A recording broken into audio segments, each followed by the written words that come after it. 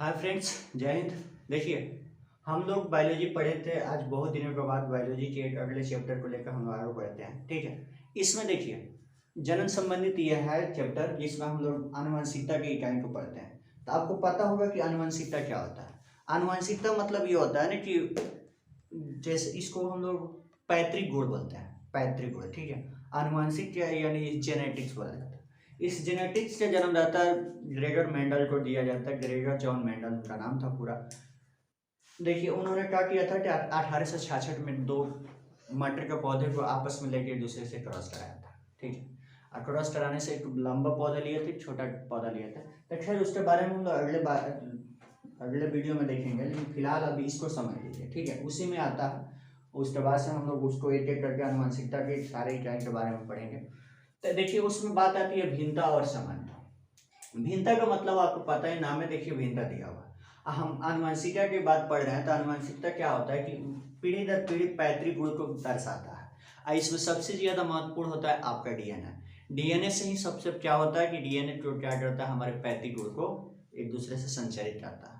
यानी हमारे पिताजी का जो गुण है वो गुण हमारे अंदर भी कुछ दिखाने की कोशिश करेगा। ठीक है, यानी ये हम पूरा डायरेक्टली नहीं कर रहे हैं कि पूरा का पूरा सब कुछ वही होगा। अब ऐसा नहीं कि पिताजी मान के चलिए कि नॉर्मल आदमी है, हम ज्यादा गुस्सा हो गए, तो इसका मतलब ये थोड़ी है कि पिताजी का गुण है, वैसा बात नहीं। बाकी जो शरीर की बनावट जो होती है उसको निर्भर करता है आनुवंशिकता। ठीक है, अभी गुस्सा और ये क्या बोलते हैं, मुस्कान, ये सब अलग होता है। ठीक है, ये आपके नेचर के ऊपर निर्भर करता है। ऐसे भी आप देखते होंगे कि जब कोई बच्चे की जन्म होती है तो लोग उसी समय क्या करते हैं कि अगर वहां पे उस लड़के का, अगर उस जब बच्चा जन्म ले रहा है, तो अगर उस लड़के के पास, उस बच्चे के पास अगर उसकी मौसी होगी ना, तो आप ध्यान से सुनिएगा, तो वो मौसी क्या करती है कि देखो कितना बढ़िया बच्चा है, ये बिल्कुल अपने मम्मी के ऊपर गया है। ठीक है, अगर मौसी होगी तो। लेकिन अभी वही पर बात अभी अभी देखे होंगे कि अगर वहाँ पर उसकी फुआ होगी उस बच्चे का, तो फुआ क्या कहती है, उसकी मम्मी का नाम नहीं लेती, वो अपने भैया का नाम लेती है, जो बिल्कुल अपने पापा पर गया है। तो ये आप देख के कैसे बता सकते हैं, ये बताने का सब निर्भर करता है आनुवंशिकता यानी समानता और विभिन्नता पे। ठीक है, अब विभिन्नता में बात होती है कि जैसे मान के चलिए कि हमारे पास विभिन्नता के मतलब देखिए, अगर पिता और माता, पिताजी और माताजी दोनों के दोनों क्या है, गोरे हैं। दोनों क्या है, गोरे हैं। ठीक है, भिन्नता देखिए, भिन्नता क्या होता है, बस ज्यादा क्या अंतर नहीं होता, थोड़ा सा अंतर होता है। पिता माता दोनों के दोनों गोरे हैं, लेकिन दोनों आदमी से जो बच्चा जन्म लिया, जो बेबी होता है, वो जो बच्चा जन्म हुआ, बाई चांस हो गया काला यानी सांवला।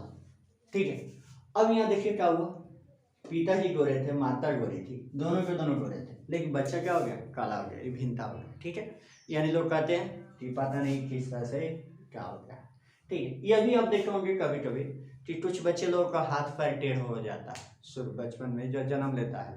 उस समय हो गया क्या है, किसी बच्चे लोगों का पाँच, हम लोग सब किसी के पास पाँच पाँच पाँच उंगली हो, किसी के पास ही छः छः हो जाता है।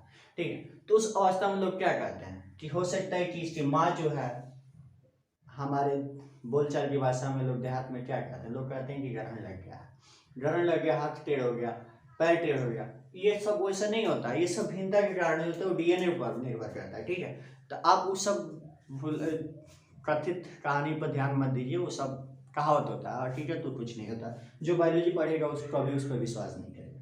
तो यहाँ हम क्या बताया कि पिता माता दोनों गोरे थे, बच्चा कैसा हो गया, काला हो गया। यह भी हो सकता है कि माता पिता जो थे, माता हो गई, पिता हो गया। अब देखिए, अब मान के चलिए माता पिता दोनों के दोनों अगर छोटे हैं, नाटे, छोटे का मतलब नाटा समझिए। अब जो उनका बच्चा हुआ वो हो गया लंबा।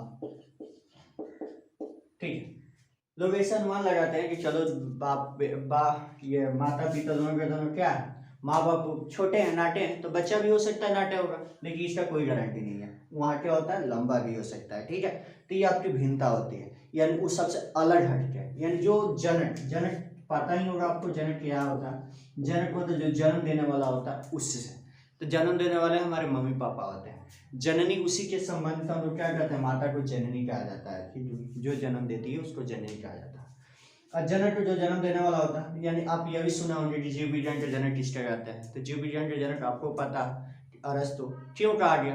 उन्होंने बायोलॉजी को जन्म दिया, जीव विज्ञान को जन्म दिया, इसलिए अरस्तु को बोला जाता है। उसके बाद से तो वही देखिए, तो जिन्होंने बच्चे को जन्म देते हैं उनको जनक कहते हैं। अब ये जनक से तुलना कराया जाता है बच्चे को कि बच्चे कैसे हैं, छोटे हैं कि नाटे हैं कि मोटे हैं कि कैसे हैं, ये भिन्नता पाई जाती है। अब कभी कभी यह भी आप देखे होंगे कि कोई माता अंधी है, माँ अंधी है, पिता ठीक ठाक है, माँ अंधी है, पिता ठीक ठाक है, ये माता को अंधी कर दीजिए आप, पिता ठीक ठाक है, तो इसका मतलब ये थोड़ी हुआ कि दोनों के बीच जो बच्चा जन्म लेगा तो अंधा ही होगा, नहीं होगा। हो सकता है कि उसके अंदर पिताजी के गुण आ जाए तो वो अच्छा हो जाए पिताजी के जैसा, ठीक है। तो यहाँ कहने का मतलब क्या हुआ कि दोनों के दोनों समानता कहीं ना कहीं हम लोग को मिलते रहता है, ये विभिन्नता की बात हो गई, ठीक है। अब आती है समानता। समानता का मतलब होता है समानता, समान अंतर, ठीक है। तो यानी उसमें क्या होता है, कोई परिवर्तन नहीं दिखाई देता, जैसे माता वैसे पिता, जैसे माता पिता वैसे ही बच्चे। आप देखे भी होंगे गांव में कि आप जब कहीं घूमते फिरते रहते हैं तो कोई गांव के लोग कोई देखते हैं तो आपको दूर से ही पहचान जाते हैं ये फलाना का बेटा है, तो फलाना का बेटा है तो मतलब कि आपका कुछ समानता उससे मिल रहा है, विचार विचार भी मिलने लगता है। एक बात हमसे और ध्यान सुन लीजिए कि ये सब आनुवंशिकता जो होता है ना, जैसे आप हैं तो आपका जो गुणवत्ता मिलता है ना आपके बिल्कुल दादाजी से मिलेगा, ठीक है, आपके पिताजी से नहीं, दादाजी से सेम टू सेम मिलेगा। यानी जैसे आप शांत व्यवहार के होंगे ना तो आपके दादाजी, तो आप पूछिएगा अपने पापा से कि दादाजी कैसे थे, तो उस हिसाब से क्या होगा कि आपके दादाजी भी एकदम शांत दिमाग में होंगे। अगर आप गुस्सैल हैं उसी तरह से क्या होता है कि आपके दादाजी भी गुस्सैल होंगे, ठीक है। तो ये दर्शाता है हमारी समानता को यानी आनुवंशिकता को, ठीक है। तो यहाँ कहने का मतलब इसमें सबसे ज्यादा भागीदारी आपका होता है डीएनए का। ये डीएनए ही जो है एक दूसरे से संचरित होता रहता है, दूसरे से संचरित हमारे गुणों को पीढ़ी दर पीढ़ी बढ़ाते रहता है, ठीक है।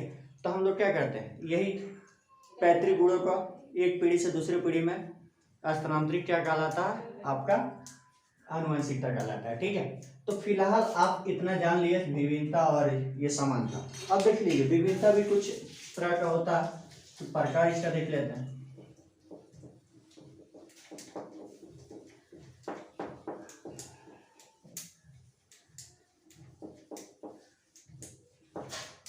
देखिए आपका विभिन्नता ही होता है दो प्रकार, विभिन्नता दो होता है, एक जननिक हो जाता है, जननिक विभिन्नता, और एक होता है आपका कायिक विभिन्नता।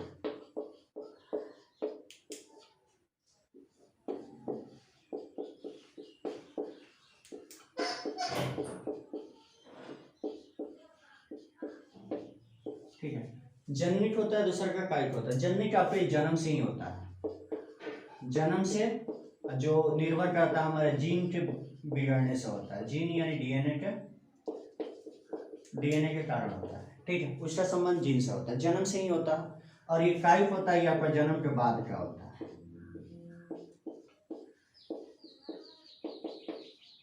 ठीक है। ये जो होता है हमारे घटना के अनुसार निर्भर करता है, घटना किसी कारण बच्चा तो बढ़िया जन्म लिया लेकिन अचानक क्या हुआ कि हाथ पैर टेढ़ हो गया, तो आपका ये कायिक विभिन्नता में होता है।